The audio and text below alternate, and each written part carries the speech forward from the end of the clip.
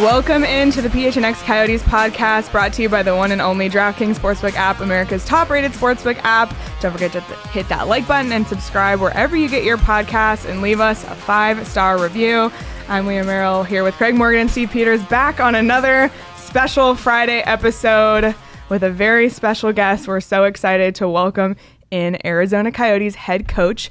I'm going to try my best with the pronunciation of your last name, Andre Tourigny. Did I do okay? Yeah, pretty good. Okay. Oh yeah, you're good. You're passed. Okay, great. It's always a tough one. Andre, how many different pronunciations of your name have you heard this season? A lot. That's where the bear is boring. That's way easier to say bear than anything else. So that's why. All right. I got to ask you before we get into some more serious questions. How did the Camelback mountain hike go, and what on earth possessed you to do it in the first place? I survived. I'm here. So that went well. But my wife is in town with a friend, and they want to do it. I did it once earlier in the year, and I was not planning to do it again, but they wanted to do it. It's a tough one. Happy life, eh? Yeah. I guess we should ask, as long as you mentioned your wife, how have you guys settled into life in Arizona? What were the hardest adjustments? What were the easiest adjustments? I think it's the schedule. The schedule on the NHL is a pretty heavy schedule. You know, the traveling and the intensity of the schedule. Every second day is the game, and getting the rhythm. That's the toughest. For the life here, it's great. You know, we all know the weather, but as well, I'm not a big downtown guy, to be honest. I'm more a suburban guy, and here it's the way the city is built. You know, you never feel you're surrounded in the middle of the Times Square or whatever. You know, you feel you have room everywhere. I like hiking, biking, motorcycles, stuff like that. So cannot ask for any better. Do you like? You mentioned motorcycling. Do you ride motorcycles? Yeah. You do. This is like this is like a coaching tradition here, because Dave Tippett used to actually build his own motorcycles here. If you're gonna ride motorcycles, this is a great place to do both hockey and motorcycle riding. I won't lie. That's a pretty good setup. So there's nothing in your contract that prevents you from doing that, huh? Yeah. No, because I signed it, so I'm not sure I would. Well, you just returned to your old stomping grounds in Ottawa and Montreal. What did you get to do there? I know you were on a limited schedule, but did you have times with your family and friends, former colleagues? Tell us about your trip back to Eastern Canada. Oh, it's a pretty busy one for sure. You know, spend a day with one of my boy with JP and one with Leah and my wife on a Sunday. But on Monday it was really busy. We had our team meeting in the morning. Then I went to the 67, my former team, went to their game. So talked with the coach, the management, the upper management of the team, CEO, and we spent time together. That was pretty unique. And then watch a period of their game, and then came back and at the CDC. It's a little bit like in Ottawa, the rink is outside the cities in Canada. So time for and the 67s, our building is right downtown. So time for me to go back at the CDC, the Canada Tire Center, and get ready for our game. I had family and my former team were in the stand for the game, and again, coaches and everybody was there. So that was pretty cool. And the next day we're going to Ottawa, to Montreal. So arrive in the morning. Again, I had family, friends, some people during the day, and then I went for the game. Saw my parents before the game, with my friends before the game, and saw the rest of my family, the rest of my friend after the game. So it was pretty busy. But you talk about the road trip, and you talk about the personal side of it. Let's talk about the hockey side of it. So you go on this road trip to play some pretty good hockey teams, and you come out of there with 4 wins. One, was it difficult juggling the family personal with all of the things that playing those many games on the road entail? And then what was the message to the team? How were you able to get those wins on this road trip? That's it. But you don't prepare a win in the morning of the game. It's a build-up. When you get in the slump, it's not something happened today or yesterday. It's something was building up in the last days, week. It's same thing for a good streak. It's not something we did on that trip. It's something we did before, where we played better and we gained confidence and we worked hard and all of it. And then you get more and more confident. And now it started to build up. You win game and it's growing, but it's not like, okay, now today we do things right, so tonight we're winning. It's more than that. You need to do things right every day, and that's the way to build up. So I think if you look since the All-Star game, even when we lost against Dallas or LA, we played really well, and then we beat Colorado, and we played really. We beat Ottawa here in the way we score a lot of goals, give us a little bit of confidence, and we go on that trip. We start really strong in Detroit, and Phil Kessel's story or life Evan, if you want it, it's pretty cool because Craig knows he's around the team. The guy's really like Phil, and he's a really good guy. Nobody around the team don't like Phil, so to see Phil at his age having his firstborn and being so excited and being in a situation he did not want to let the team down, and we had to tell him, hey, what are you talking about? You're going, you know what I mean? And he was so excited. That's what he wanted to do, but at the same time he was kind of do I let the team down? The player told him, and everybody told him, hey, don't worry about it. No, we got this. So I think the guys just give a little extra for him and sort of the trip really well. And then you go in Toronto. We have a lot of guys who come from the area. So it's a little extra motivation there again. And everything snowballed from there. And that now you feel good about yourself. And now we're confident and we're playing better. And then we didn't play good at all against Ottawa, and we found a way to win. So that's when you are confident, those kind of things happen. You mentioned encouraging Kessel to go back, and I know you were a big part of that. And that goes to sort of what we heard about your coaching philosophy, how you build relationships. And I wanted to go back to those stomping grounds again because you spent a lot of time, obviously, in the Q and then in the O. How would you say those years shaped your coaching philosophy and your approach to players or even people? Yeah, you need to be really competitive. And for me, competitiveness goes by always second guessing myself, always thinking, maybe I could have done it better. What should I have done? Or is there a better angle? Even when you have success, when you have 8 out of 10, you still have room for improvement. You need to ask yourself, can we do it better again? Whatever. So when I was in junior, I was always, I coached back then. I started in 97. So it was tough back then. We were really tough. There were no such thing as taking care of the feeling of the player. That was a different era. Yeah. And then you grow, and at some point your team has kind of a setback, or you can see you show up at the rink and the guys are, it's a burden. Oh, we're going to practice again, or it's tough, or the grind of the season is heavy. And then you need to be critical of yourself and say, okay, how can we make better?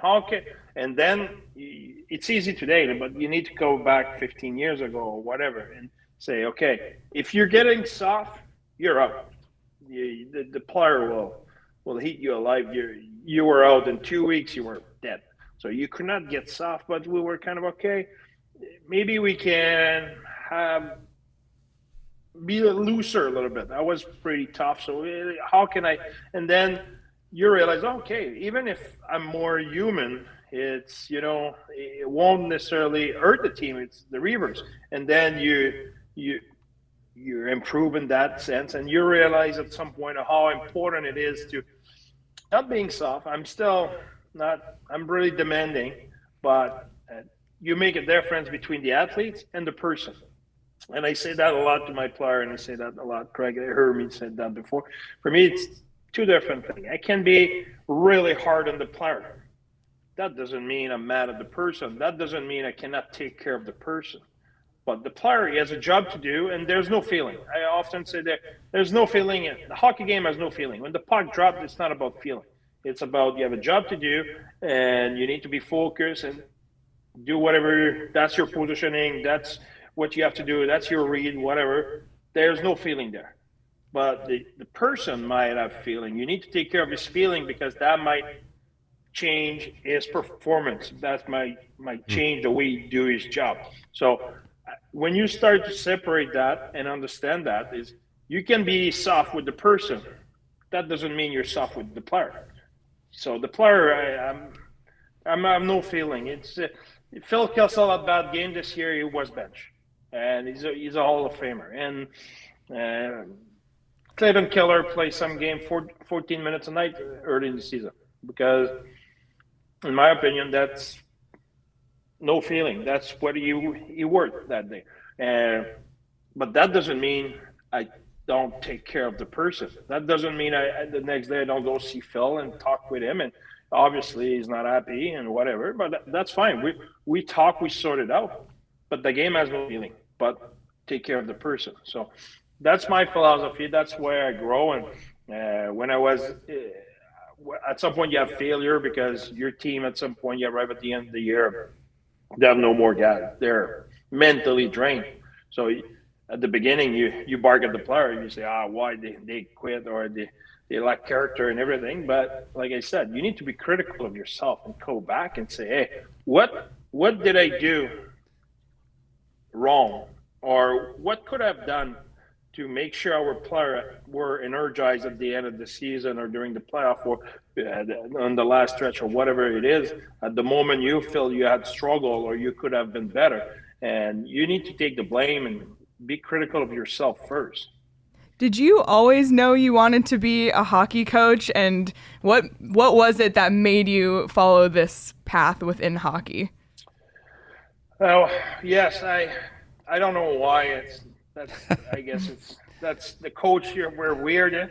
Yeah, I remember I was playing. I was maybe peewee or whatever, and I was saying when I will coach, I will do this or I won't do that or whatever. Wow. I don't know what was wrong with me, but that's the way it was. It's always said I will be a coach. I want to coach. I've always been I've had a lot of interest in leadership, how to become a good leader, how to be a good leader in the team, how to inspire people. So I always liked that part. So that was I soon I had a chance when I stopped playing, but actually start coaching before I stopped playing. That's a little bit what lead to me stopping playing. I was not good enough first, but that I think the fact I could coach kind of give me the push I needed to stop playing. We don't know much about your playing career, actually. So you tell us at Pee-wees you were thinking about coaching already. What can you tell us about your playing career? That's what I should have done right there.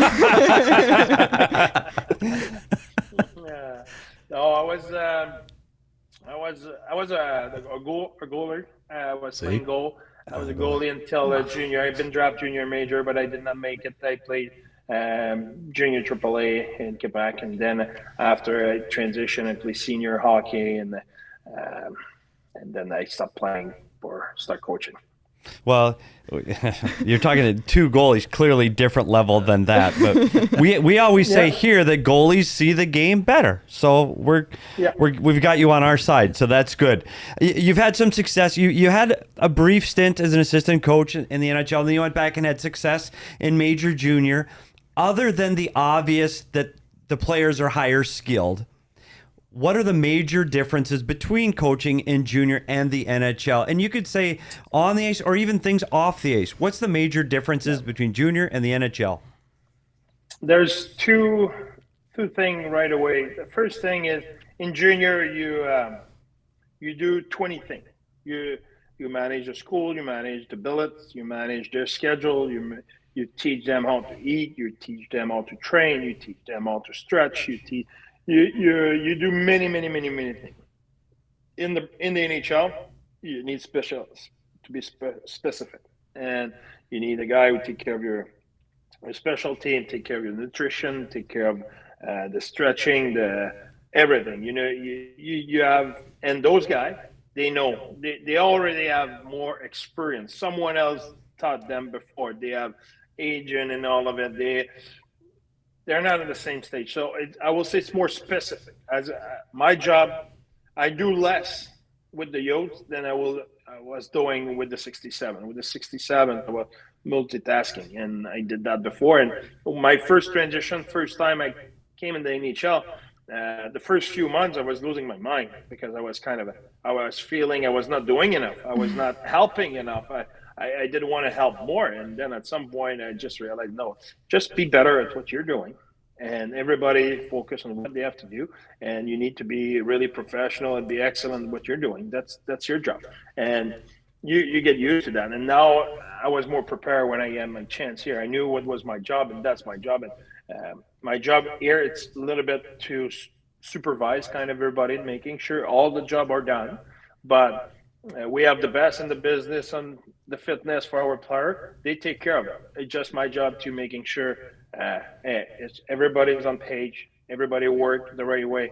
Any attitude issue or anything, any concern, anything I should get involved in. And if the answer is no, perfect, job is done. Now we expect result. So that's one of the difference as a coach. But the biggest difference is with the player. Junior, I need to convince them if you do that, that will help you. Not a professional athlete. Professional athletes want to be coached. You need to tell them, that's what we want you to do. That's why. And they do it. That plain and simple. That doesn't mean they don't need a reminder. That doesn't mean they will be efficient all the time. But that means they want to be coached. If I explain you where you need to put your stick in the D zone, and I don't have to convince you. That's why. I just explain you that's what you want your stick and everything, and you will do it. Which a junior player, he may do it once, the next time he doesn't do it. You need to babysit the junior player more. You need to convince him. You need to stay all over him. You need to sometimes force him to do it. Which are pro athletes, if he doesn't do it, it's because you really forgot. Or it was a situation where he had another read and he was afraid about another play. It was not a casual. The effort level of mentally of a pro player and NHL player is way above a junior player, which is always reminder, and you need to stay on top of them. Which NHL player, at some point, is the Reavers. They want you to leave them alone. Okay, I know, coach. I'm on it. Let me breathe a little bit. Andre, we talked about this before when I wrote the big story about a week ago, but just to rehash a little bit, this is not an easy situation to step into with the Coyotes, with the rebuild, with all the stuff that's happening off the ice. And as you know, as we talked about with guys like Dominique Ducharme, he goes to the Cup final, 8 months later, he's out of a job.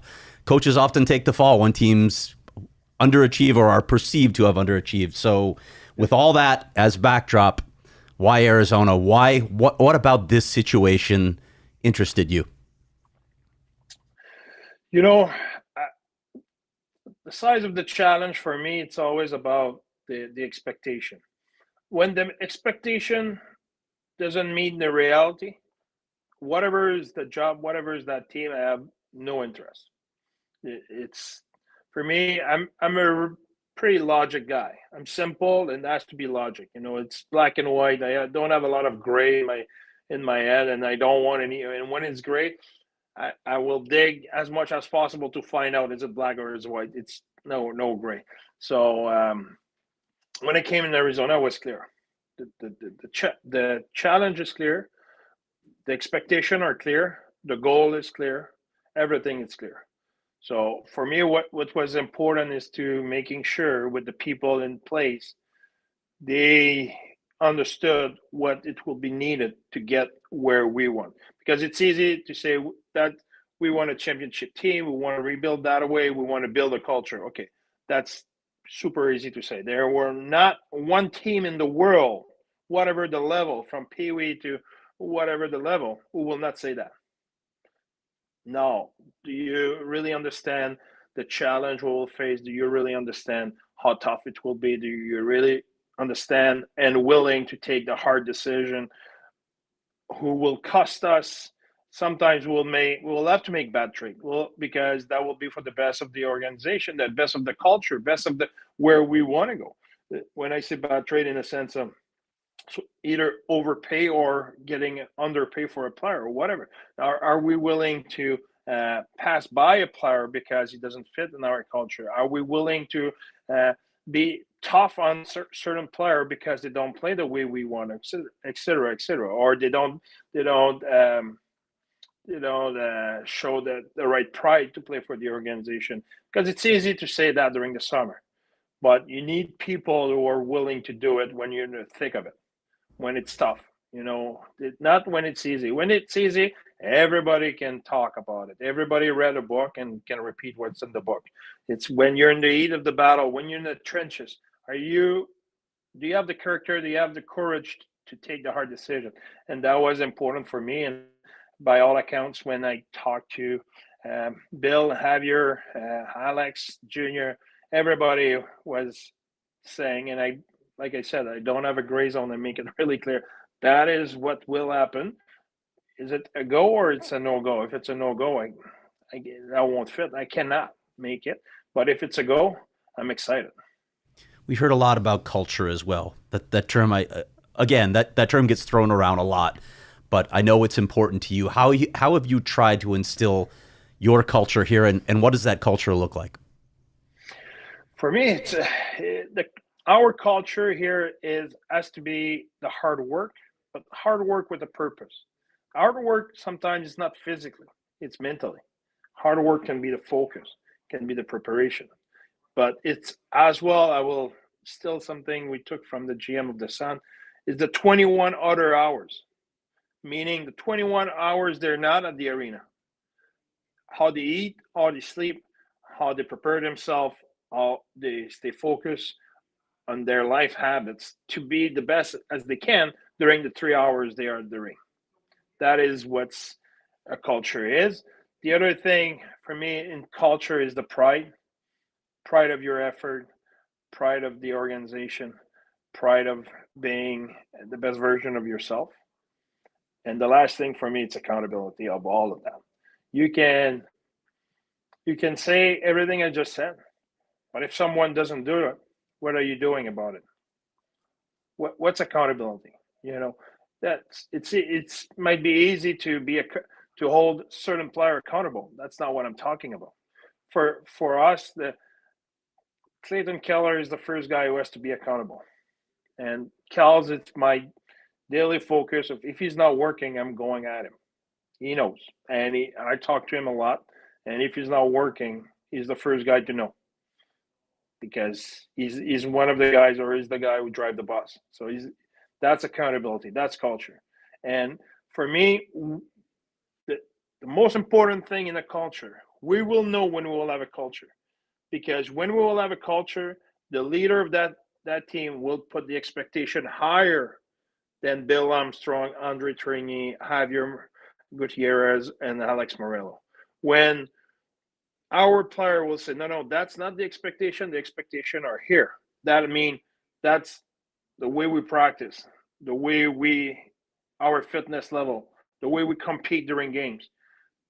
What we accept here in terms of behavior off the ice. When the leader will have standard higher than ours, now you can say, okay, in Arizona, we have a culture. That's the player own it. When the player will own our culture, now we will be able to smoke a cigar and say, we got it. You just mentioned Clayton Keller, obviously, is someone who's a huge part of this team, and we've seen his recent success, as well as Nick Schmaltz and Lawson Krause. What is your analysis of the progress of the players I just mentioned, as well as players like Jacob Chikrin and Christian Fischer, those middle core group?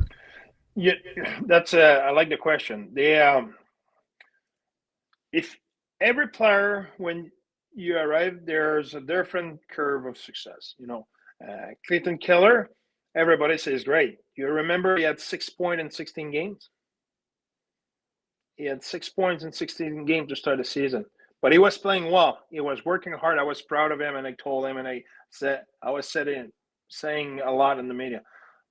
And now he has a lot of success. He has point. Everybody say he's a great season. Yeah, did not start that way. Jacob Chikrin was minus 29. Now he's minus 20. He's plus 9 in the last whatever number of games. I'm not a big stats guy, but I know one thing. Now he's playing really well. You know, okay, he had a tough start. It's everybody talk about it, but look how he plays since, I will say, New Year's, or I don't know the date exactly, but his game is really picked up, and he's playing really well right now. So Nick Schmal's the same. Nick Schmal's, I don't think he had a point during training camp, and I think his first point was at Game 6, the game he got hurt in Florida. He had a goal that game. That's it. So he had a point in about 10, 15 games, and then he had an injury and came back, and slowly but surely got better and better. So I think we're really happy about the progression of all our young players.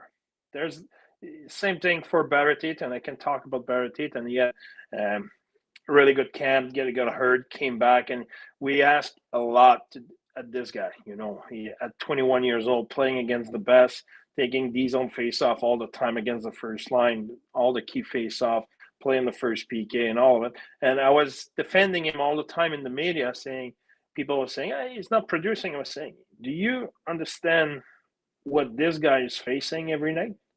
He is facing Kopitar, McDavid, Bo Horvat, McKinnon, Kaprizov, Patrick Kane. That is what's in front of him every single game. And he was about even every night. I was saying he does a fantastic job. And then he got hurt, and other guys had to step up. And when he came back, we had a different angle, and we said it. Now we'll try to play him against the guys he should be playing at 21 years old. He should play against the third line and sometimes the second line, and having a more 13, 14 minutes of ice time instead of having a 17, 18, 19 minutes of ice time against the best in the world. And we were saying playing against those guys will give him opportunity, will give him more opportunity to play with more not less urgency, but less stress, because you make a mistake again, Sidney Crosby, or you're in big trouble. It's coming. Which you play against the third line, you don't want to make a mistake, but if mistake happen, you may have a chance to recover. So since then, he's producing. What? It's no shocker, but at the same time, we're really happy to see the progression of Barrett. So Fisher is the same. Fish since the All-Star break, he's a new player. He's playing with a lot of energy, a lot of drive. He's more physical. He's playing against the top line every night, and you can see his speed, you can see his pace and his energy every game. And when he got hurt, we missed him. So he came back in Montreal, helped us a lot. So we always say he's an important piece in the locker room, but he's an important piece on the ice as well, and he brings a lot of energy. So the progression of our young player, we're really happy about it. And I think the big key in that is the leadership of our older player. I think I said it so many times, and I will never stress enough on that. What's the beauty of our team is the leadership we have in that team. Yeah. The Stroman, the Beagle, Roussel, and I can name a lot of guys, Ladder, and all those guys, how important they are to show the way and for their work ethic every day and the way they conduct themselves every day. I think all of that is something where we are really fortunate as a team.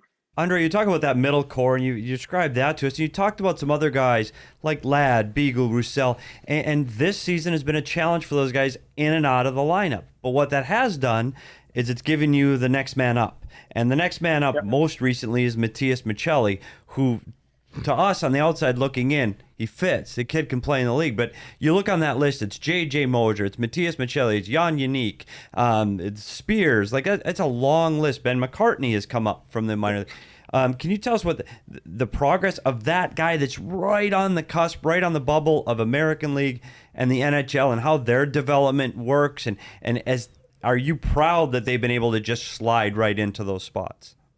Well, yeah, guarantee. I think that's that show how much Jay Verity, Potsy, and Slane, how good they are out there, and how good of a job they do in Tucson.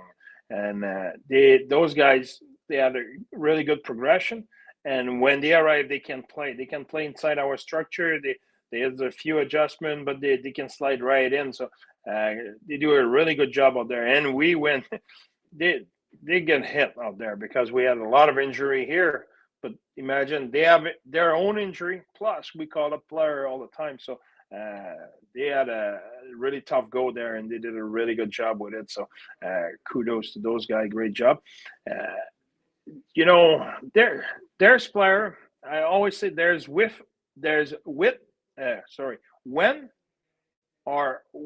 he will figure it out. Okay. Or if he will figure it out. You don't know. There's player, if he figures it out, maybe he will be a player. There's other guys, they will figure it out. It's just a matter of time. Michele, it was a will. Not a will, but a when. When he will get more experience, he will play. He will play for us. There's some player, they were at the training camp, you were saying, if he gets stronger, if he gets faster, if he understands the game more, if he adjusts. But there's some when player. JJ Mosher was a when. When he will have some experience in North America and the pro, he will be an NHL player. Michele was the same.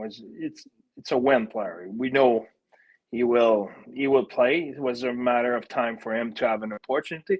We'll see with the numbers, but he brings a lot of skill to our team, and like his compete level so far. Andre, we talked about the adjustment for you from juniors to the NHL.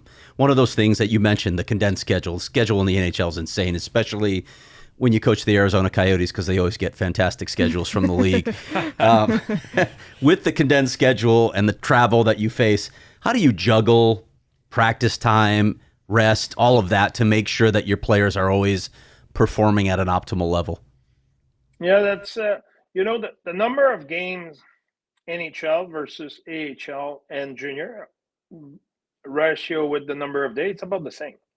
It's not a big difference. The difference is the intensity of the game. The intensity, the people from outside, before I win the NHL, you will have told me that. I will have called BS. I will have said that. Not true. Now, I can tell you it is true, because the level of details mentally you need to have in the NHL, you need to really be all in mentally and physically. And the guys at the other side, he's big, he can skate, and he's as smart as you. So you need to be on top of your game all the time, every night, and it's tough. So it's a tough schedule, but how you adapt, first of all, we have Devin with us. Devin does our science, and we monitor what the guys eat, their level of energy, everything. They have the speed they move, the load management, all of it. We have all of those metrics, and Devin is really good at managing that. We have, I will say, not daily, but every week meeting with Devin and with Z, our therapist, and with us, the coaches, who we have to feel the player. We have to feel how they look, because sometimes you will have physically, Devin will say they're fine, and we're no, they're not fine. They're tired mentally. They're mentally, it's a grind right now, because every night you need to be on top, because maybe you will play only three games this week. Yeah, okay. You play Colorado, and you play Toronto, and you play Pittsburgh. Okay, you're exhausted. Whatever. Mentally, you need to be so tuned in to be in there. Or we have 3 games in the same week, or we're deciding the last 5 minutes of the game. Why? That's demanding physically, so you get drained. So especially if you lose 2 of those 3, example, with 3 minutes to go, that's what happened in Boston. That loss in Boston drained our energy. We had frustration, we cannot sleep. Now you get up the next day, you're drained of your energy. So there's a big part is a feel of where is your team physically, mentally injury. But as well, there's a part who belongs to the player in the sense of, in our team, I will be honest, it's easy because our guys work so hard. How many days off they need, they will have it because it's give and take. There's no coach who has problem to give a day off if you know your team worked that hard. That's easy. It's when your team doesn't lay everything on the line. Now it's always okay. Now you're not working as hard as you can, but you want to get rewarded with a day off. That's a tough trade. That's a really tough trade. So as a coach, you just want your team to work as hard as they can, and from there, I have no problem. You need a day off, take the day off. I'm all good with that. But it's a trade. Lay on the line every night, and then you can have your day off. Andre, it's the last one from me, and now that I know that you were a goaltender, it makes this question even more important for me. We talk a lot about, we try to guess on our show who is going to be starting goalie on the next game. I am usually wrong, but having said that, a couple of things. One, on the outside looking in, it looks like you have more of a tandem than you have a traditional starter and a backup. So it makes that decision more difficult just to start there and say, hey, it's our starter, he's going. And secondly, can you take us behind the curtain? How does that process work on who you are selecting to play in your next game? Like, what are some of the things that go into that decision? That's a good question. I wish it will be a simple answer, but it is not, in the sense of there's a lot of, now I think it was going, the stats, advanced stats was going in that because we have two different goalie. Wedgie is really athletic. He's really fast, side to side. He's reading the play really well. He has that strength. He's really good outside of his net as well to start to break him. Veggie is more blocking style, big goalie, really good against traffic. When there's a lot of traffic, Veggie get away with it. That's his specialty. So if we have a weekend where certain night we play against a team who throw everything in the net and they have big bodies in front all the time, Veggie is a good fit. If we play against a team who high passing team, they have a lot of pass through the slot and stuff like that, Wedgie is logically a really good fit for that. Doesn't mean the other goalie cannot play against the other team. It's just, like you mentioned, we have a duo. So sometimes we have, here we have 4 games coming. We have 2 opponents of a certain style, 2 opponents of the other style, but we match the style with the goalie we have. Sometimes can be one. Sometimes can be the fatigue. Sometimes as well can be the streak of a goalie. Example, start of season, Veggie was so good against LA. LA's coming this weekend, but a big chance Veggie will start that game because the history against them. So there's a lot, and there's as well how the performance lately of the goalie and how they play, how they feel, and all the other one. Sometimes the other one can have a tough week in practice and struggle and don't have his best confidence right now. Sometimes we'll have that discussion with Schwabi.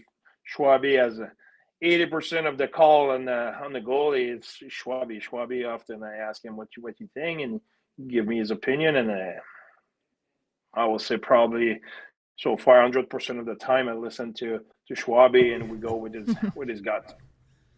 Now we have the most important part of the show for you, Andre. And I'll let Leah take over here in a minute. We like to give Leah a lot of grief, first of all, because she's Canadian and she's from Toronto. So, oh boy, yeah, that's good.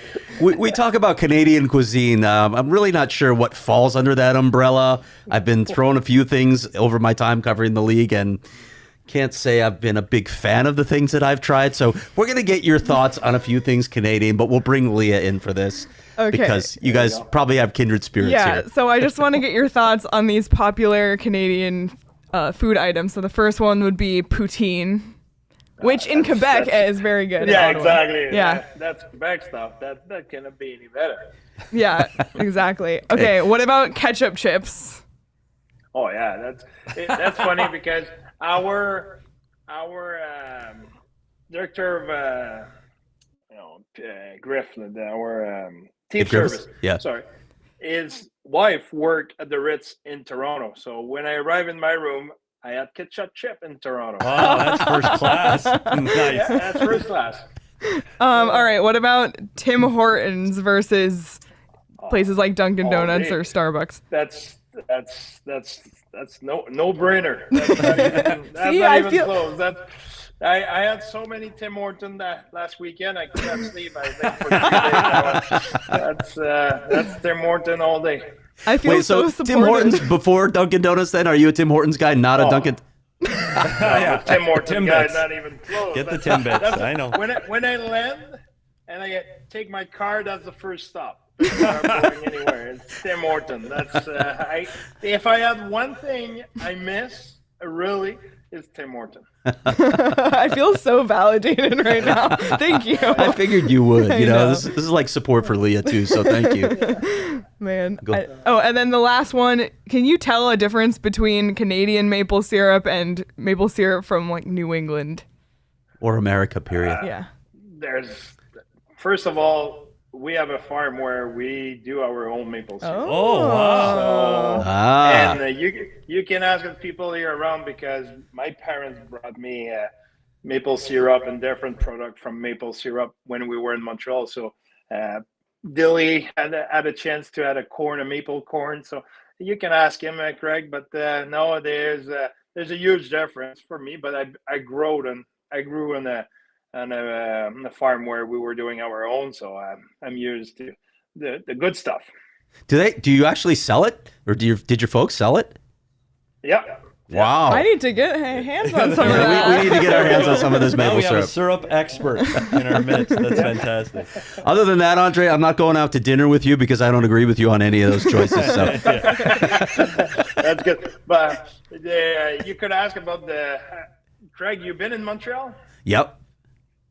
How's the hot dog in the? Yeah. Shay Show, unbelievable. Yeah, those are pretty tough to beat. Yeah, that's Central Bell, now yeah. We're getting. Yeah. We're narrowing the gap here. Yeah, we are. And we're looking forward to having those at the draft. So Yeah, Oh, yeah. absolutely. Well, Coach Tourigny, thank you so much for joining us. We appreciate it, and we'll hope to have you back on again soon. Thank you so much for your time. Thanks for a coming, lot. Coach. It was a lot of fun. thank you, Andre. Thank Appreciate you. it. Thank you. Bye-bye. Wow. Awesome. Great stuff from Well, Andre you know what? Tourigny. We could have gone another couple hours. Yeah. No, I love There's talking so philosophy much. with coaches. Yeah. So much you want to ask them. I have to say, like, there was a comment earlier, like, I would go to war for this man. Like, that's how I felt. I felt like I was watching him. And I was like, no wonder they love him. No wonder the players love playing for him. Like, I fully bought in. Yeah.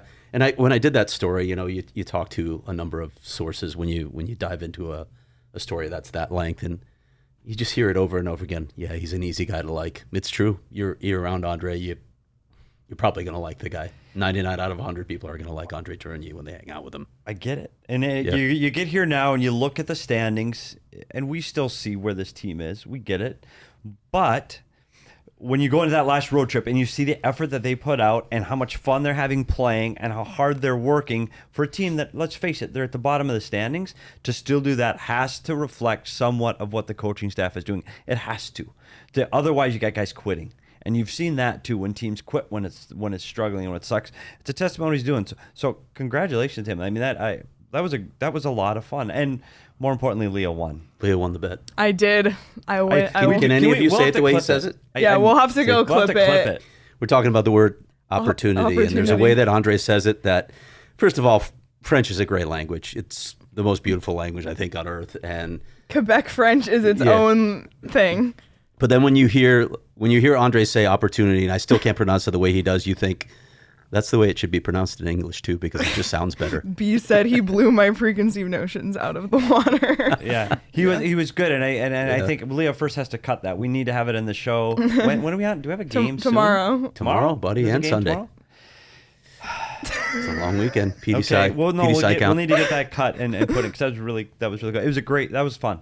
That was a lot of fun. Really enjoyed and that. I appreciate him taking the time. And I know they practiced today, and they're just getting off that long road trip, and for him to take the time with that, I thank him, and make sure you do that, Craig, for all of us at PHNX. Will do. Absolutely. Well, before we move on, I'm wearing my Back the A shirt because Arizona plays today in March Madness, and March Madness is here. It's already been crazy so far. And this week at DraftKings, new customers who bet $5 on any college basketball team to win can get $200 in free bets if they do. If you're an existing customer, you can bet on college hoops with same game parlays. So much you can do on the DraftKings Sportsbook app.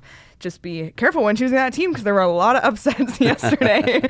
So bear down, bet on Arizona tonight. And that's a reminder, that's promo code PHNX when signing up for the DraftKings Sportsbook app. Bet $5 on any college hoops team to win. Get $200 in free bets if they do. That's 21 and over. Arizona only. Gambling problem? Call 1-800-NEXT-STEP. New customers only. Minimum $5 deposit. Eligibility restrictions apply. See DraftKings.com/sportsbook for details.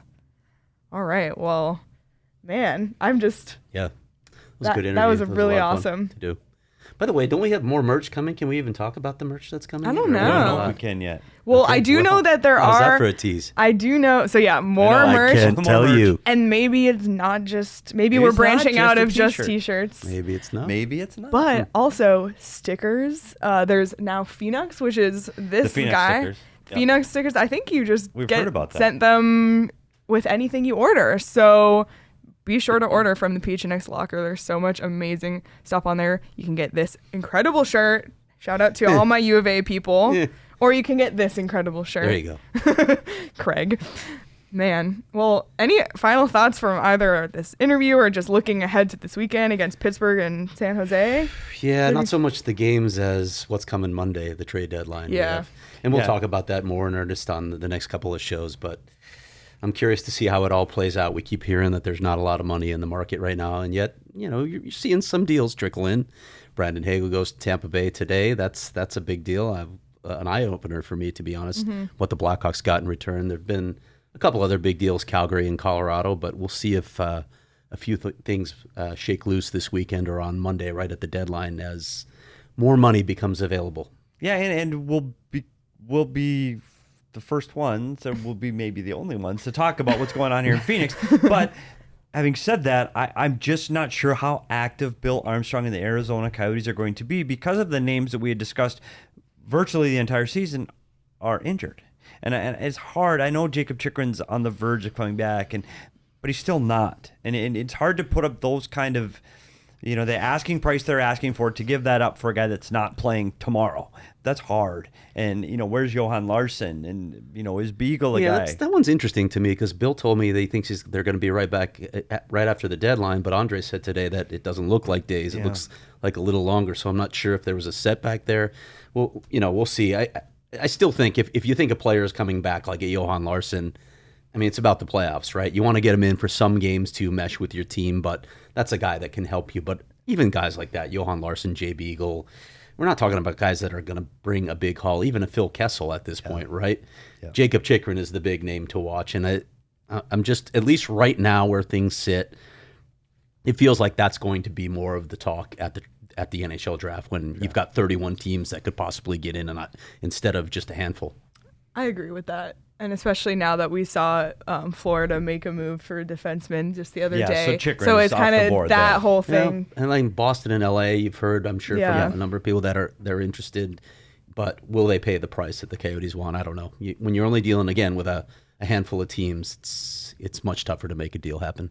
Do you think, though, and I know it's been kind of quiet for the Coyotes recently, it feels like a few weeks ago is when they were making a bunch of moves. This team right now that's going to dress tomorrow against Pittsburgh is going to be different than the team that dresses at the end of next week. Like, do you think there's going to be any moves at all? I mean, frankly? see, again, I don't know how GMs view the Beagle and Larsson injuries. You check you get the medical reports. You want to be very confident that you're making a deal with a guy that's going to actually play for you in the postseason. But I could see a couple of moves. I could also see the Coyotes taking on contracts, or being a facilitator for a 3-team trade, things like that. There are other ways that they could get involved in the trade market. So we'll see. And I think it'll be more exciting to watch as a hockey fan what the teams that we talked about last week that are looking to make the playoffs and look to make Stanley Cup runs, be more interesting to see what those teams do. And, does Colorado do anything else? Florida's made a defenseman move. Tampa made a minor move. Do they make another Calgary move? made a couple moves. So a bunch of them have The already. Rangers Yeah. have to try to keep up. This Calgary, I think that's going to be a lot of fun to track too. And where can they hear about the trade deadline news? Yeah. At Craig S. Morgan on Twitter always. Are we going to have a show? Yes, Okay, and we will. Just asking. You That's could've- 40s in a row.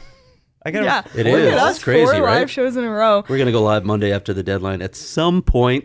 Yeah, we're Yes. working on a time yet. Yes, 'Cause, depending they're- on what happens Right. on Monday. Things So, happen. There's Could be availability. There's earlier, things like it that. could be later. Yeah. But we will be live Monday to break it all down, not just what happens here at the Arizona Coyotes, but also the big trades across the NHL on Monday. So if you need that news, we'll be here for you. Absolutely. So be sure to subscribe to our YouTube channel, PHNX Sports. Hit the notification bell so you never miss it, miss an episode or anything like that. And be sure to become a member at gophnx.com because Craig goes a lot more in depth on everything that we talk about. Again, if you love that interview with Andre Tourigny, go ahead and read Craig's story. You saw how great of a quote he is, and that translates a lot in Craig's story as well. So become a member today, and you can get access to the members only Discord as well. Petey, how are we doing in our members only Discord March Madness pool? You and I are not great. doing well. Not great. No. Better than I am in the PHNX staff when I'm dead last. Yeah, not So, great. Not good at buckets. But you know No what? idea. Another day ahead of March Madness, so No, not good at there's buckets. always a chance to Yeah, recover. so if you're in the Discord, we'll talk about it later. We'll wait and see. There's a lot going on yet today. Well, and be sure to follow us on Twitter at PHNX_Coyotes, inching closer to that 3,000 follower mark. And the PD drop. I feel like we're going to change the ask because clearly that ask is not motivating people. Let's do something else. How about that? how We'll about talk that it this and weekend. something We'll talk else. about it this weekend because clearly that didn't push the needle. So let's. Doesn't mean you're off the hook, buddy. I will say this because I've watched statistics, the advanced analytics, as Bear said. When we have Craig do shit, more people come on. Nobody gives a shit about me, clearly. We've had that up for weeks. No one Well, cares. there's a flip side to this. Like, why do Craig. people want to see me suffer? I don't know. I want to know what's going on Hey, there. I was So- just thinking If about you when really want to move the needle, when let's Andre make Craig was do talking about the something. maple syrup, I was thinking about the maple syrup challenge from the Discord, which I have not forgotten. I just want I to know tell they're you, which getting we've just mad, been, by the we've way. been so busy. Literally. There's so much going on. Yes. But we need to get our hands on some of his family's Yeah. maple Oh, I agree syrup, with that. and that needs to be included in the taste test. Yes. So, That would've been awesome. so You gotta get on we'll that. make that. That will happen. be my mission, and also to buy like a king size bottle of log gammon for Leah to Blech. just Stop in my pantry. just drown her pancakes in. Might even be store brand. No, yeah. I mean, Kroger. I could just get ugh. liquid corn I have syrup if you want. store instead, brand 'cause with it's pretty butter much what right it now. is. I'm going to end this right now before I throw up. Thank you all so much for tuning in. Be sure to like, subscribe, and follow, and leave us a review wherever you get your podcasts. We'll be back tomorrow for a post-game show after the Coyotes-Penguins game on Sunday and Monday. So tons going on. Follow along. We appreciate you all. Thanks for watching, and have a great Friday.